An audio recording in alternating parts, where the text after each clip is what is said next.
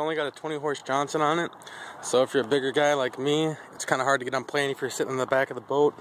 So there's this throttle extension. It hooks up to your throttle there. Attached to your throttle, you can control your boat probably about midway. It helps get me out on plane.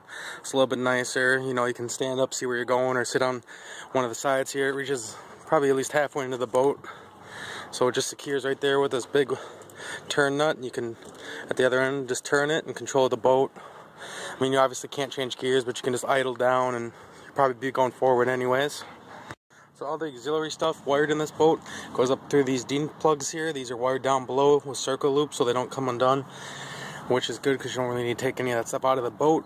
Your trolling motor is just on wing nuts underneath, so you can just slip those out.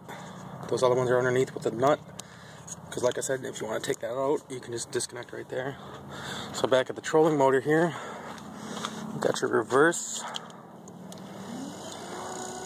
It's a 36-pound Minn Kota. Go the other direction, forward. We'll always have a little bit more power going forward.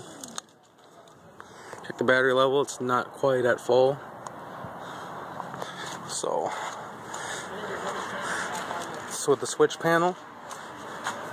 This is for the lights here.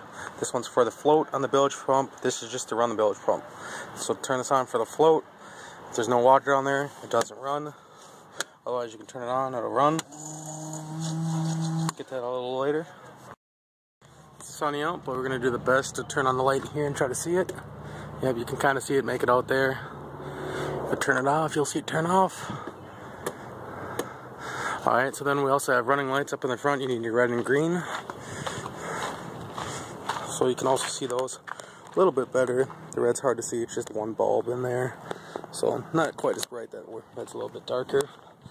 There's also an interior light, switch is right there. Gives you a little bit of floor light.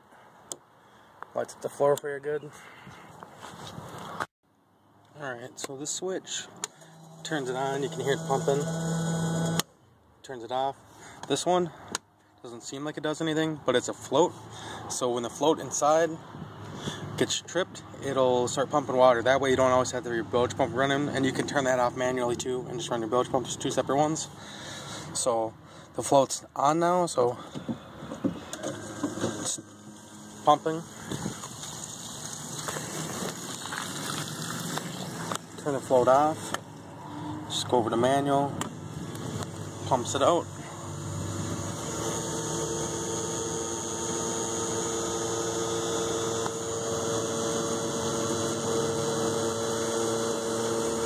Fair amount of water I put in there. It's all just pouring out.